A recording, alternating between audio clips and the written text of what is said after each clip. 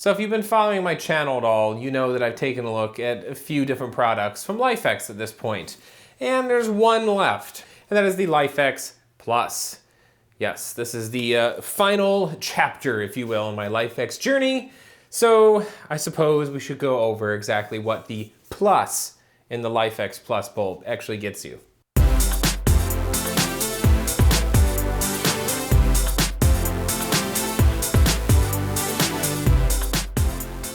Hello everybody and welcome to Tech Uploaded. I am Chris as always, and yeah, I call this the final journey because it's the last set of bulbs to look at from LIFX.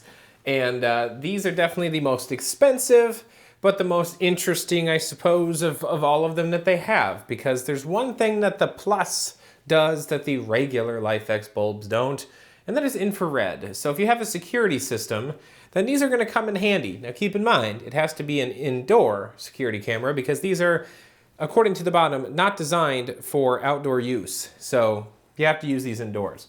But anyway, they do make a BR30 and a standard lamp version of this bulb, so you can really expand the coverage of your home security system. When you turn off the power, the bulbs go into infrared mode, and the infrared LEDs kick on, and you can't see anything, but your security camera can, assuming it's infrared capable. So much like the other bulbs in the lineup, 1,100 lumens for both of these, an estimated yearly cost of $1.32 per bulb, and they are both equivalent to 75 watt bulbs. So I suppose now would be a good time to go ahead and take a look at what comes inside of this packaging. However, I will say, they have really streamlined this. For example, this is the packaging that the previous generation bulbs came in, and this is the packaging that the new bulbs come in. Definitely more compact, and I have to say, more attractive as well. So let's take a look. All right, so here's the packaging for the LIFX Z bulbs, and yeah, like I said, it's pretty simple. This is going to be one of the fastest unboxings I've probably ever done because there's not a whole lot really to this. You can see the specs on the bulbs are pretty much identical. It's just a different form factor. Can lighting, standard lighting, that's pretty much it. There's 3 stickers on this one to take off, 2 on this one. You can see the top does have that nice little effect, same as it did on the LIFX Z Strips, kind of reminiscent of the app where you can spin the wheel to change the colors. And that's pretty much it. So let's pop the top on both of these. They should be pretty similar in how they execute this. Twist that off, and boom, you can see the actual bulb portion of each bulb right there. And then all you gotta do is just turn it upside down and slide it out. There's just a little piece of foam holding it in place. And the same goes for the BR30. And that's it. That's the packaging. It's like a large Pringles can. This is more like a Pringles can. So I like this. I like that they simplified the packaging. I think it feels very substantial. Even with everything out of here, it takes quite a bit to actually flex this. So I don't feel that the bulbs are in any danger in here. I actually feel they're better packed in this than they were in the original packaging that the LIFX Color 1000 came in. You can see on the main standard bulb, it looks just like its predecessor and it looks like the non-plus version. It's just a different logo here, and that is pretty much it. They all seem to have about the same weight. They're all the same size. So nothing really changes there except for just some of the features. All the Wi-Fi and that good stuff is built in down here. That's why these do have some heft to them. And then you do have the standard Edison screws, so that's it. And the instructions, which I don't need. I've been through enough of these bulb installs now to kind of know what I'm getting into. And then the same on the can light version, except you'll notice it's a little bit more glossy on this one. That's probably because these typically go in a recessed lighting unit that's usually like a metal of some sort, so this will help reflect more light that way. But it looks like this bulb should be a lot brighter. It's not. I think the LEDs are just spaced out a little bit differently. I would put these in my kitchen, except I would need 6 of them, and A, that would be expensive, and B, the odds of all 6 of these staying connected, with my experience, I just don't know that they would reliably stay grouped. But nonetheless, you do have the option, and I should add that it does have a nice soft rubber feel down here, so that's kind of nice. They're very well made bulbs, there's no doubt about it. They feel substantial, they feel sturdy, and to put them back away again is nice and easy. I like packaging that you can repackage super fast. So, you know, say you moved and you wanted to take these bulbs with you, hang on to this because, yeah, you're gonna wanna take these with you if you go somewhere. They're too expensive not to. So what I'm going to do is pop this one back in, and then in order to test these out, I'm actually going to take a product that I very recently unboxed. So recently, as a matter of fact, it's still sitting next to me here. And that is the Nest Indoor-Outdoor Camera. So I'm actually going to be installing this outside of my house, just to kind of keep an eye on things at the old front door for package deliveries and whatnot. But the nice thing about this, it has built-in infrared LEDs, which means that this can see LED or infrared light, and it'll be a good test for the LIFX bulb. So I'm going to put this in probably kind of my kitchen dining area and see what the range is with just the built-in infrared LEDs, and then see how much this LIFX bulb can extend the range of this device. So I'm going to place this nice and far away, and then see if we can actually get some full room coverage going between this and then this bulb acting as a support. Okay, so in typical LIFX bulb fashion, setting up the bulbs was, or bulb in this case, was a little bit of a chore. And I received a couple of error messages, which I'll pop up on the screen now. But following the same procedure a few times over and over and over again, eventually I was able to get the bulb to finally connect, and I was able to make a group for it called Guest Bedroom, since that's where the lamp is going to be that I used for the testing in this.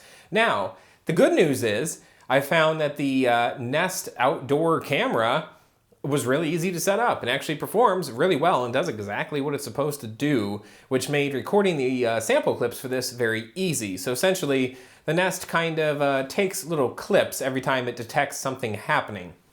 And at that point, you can actually save those clips to your smartphone. So I was able to get those clips to use for this video.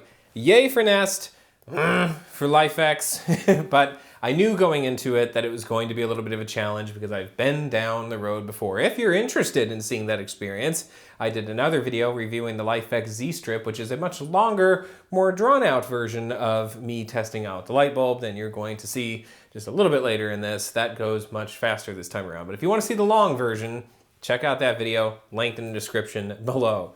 So I'm going to go ahead and show the clips now that I took using the Nest outdoor camera set up indoors in my dining room area.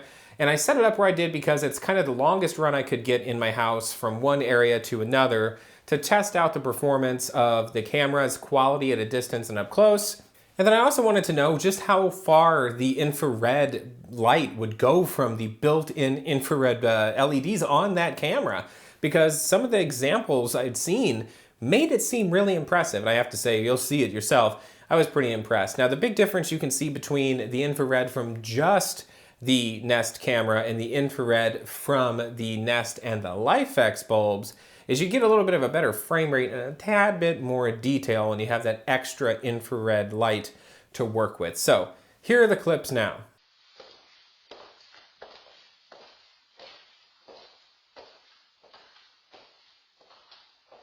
Okay, so just to give you an idea of really how dark it is in here, this is what my iPhone is picking up. Pretty much just the lights from the entertainment center, and then a little light from the Nest camera. But it's, for the most part, pretty darn dark in here.